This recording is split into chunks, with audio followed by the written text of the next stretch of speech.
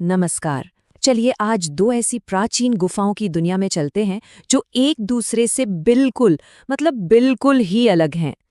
एक तरफ है श्रीलंका का जबरदस्त सिगरिया और दूसरी तरफ भारत का एकदम शांत, सुकून देने वाला सित्तनवासल। अब सोचिए, एक चट्टान पर शाही अप्सराएं दिखती हैं तो दूसरी पर आध्यात्मिक कमल के फूल। ऐसा कैसे हो सकता है? पत्थर में उकेरी गई दो कलाएं अपने बनाने वालों की इतनी अलग अलग कहानियां कैसे कह सकती हैं? यही वो सवाल है जिसका जवाब आज हम ढूंढेंगे।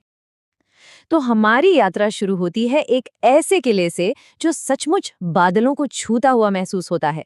हम जा रहे हैं सिगिरिया, एक ऐसी जगह जो ताकत और खूबसूरती की एक अनोखी मिसाल है। जरा सोचिए, हम बात कर रहे हैं 5वीं सदी के श्रीलंका की। एक ऐसा जमाना जब एक राजा ने अपनी ताकत और अपनी शान दिखाने के लिए कला का ऐसा शानदार इस्तेमाल किया था। देखिए, यहाँ जो कला है ना, उसे किसी मंदिर या मठ ने नहीं बल्कि खुद राजा कश्यप ने बनवाया था। और इसीलिए यहाँ धर्म की नहीं बल्कि राजा की दुनिया की, उनकी शानो शौकत की बातें होती हैं। और इसे बनाने के लिए जो तकनीक इस्तेमाल हुई वो थी फ्रेस्को। और सिगिरिया की सबसे बड़ी पहचान वो है यहाँ की बादलों की परियां, मतलब यहाँ की मशहूर अप्सराएं।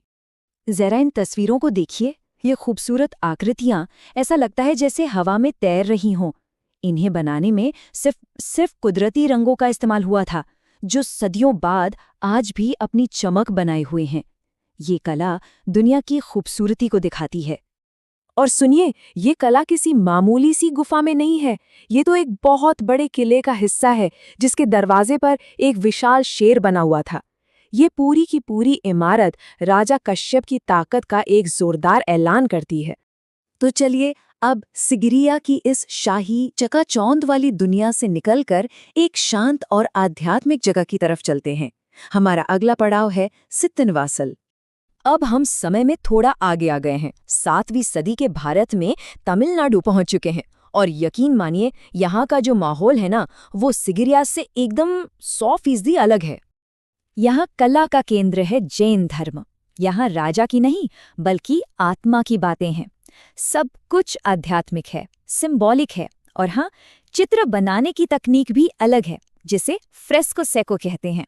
सित्तनवासल की सबसे बड़ी पहचान है इसकी एक अद्भुत चित्रकला, जिसे कमल तालाब के नाम से जाना जाता है। ये पेंटिंग गुफा की छतों और दीवारों पर दूर दूर तक फैली है। और देखिए, यहाँ सिगिरिया की अप्सराओं की तरह इंसानों पर फोकस नहीं है। यहाँ तो मछली, हंस, हाथी और कमल के फूलों से भरे एक शांत तालाब पर ध्यान दिया गया है। ये एक तरह से कह सकते हैं कि स्वर्ग का नज़ारा है।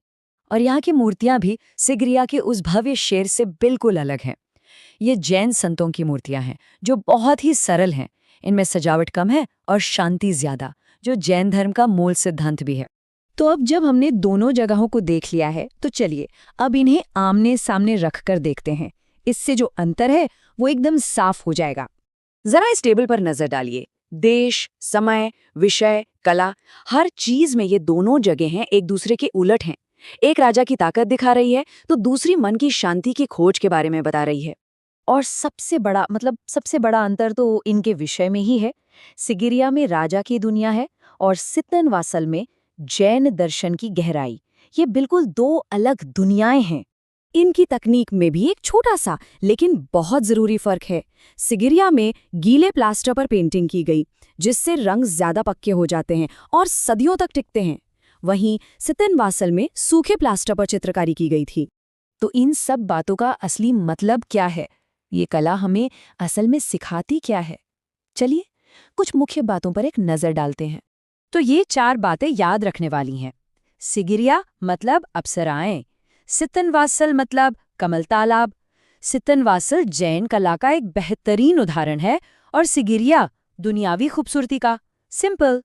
तो सबसे जरूरी बात यह है कि ये गुफाएं सिर्फ पत्थर और रंग नहीं हैं। नहीं, ये तो दो अलग अलग समाजों की सोच और उनके जीने के तरीके, उनके मूल्यों की खिड़कियां हैं। एक समाज जो ताकत और खूबसूरती को सब कुछ मानता था, और दूसरा जो त्याग और मन की शांति को सबसे ऊपर रखता था। और यही बात हमें एक आखिरी सवाल पर लाकर छोड़ देती है।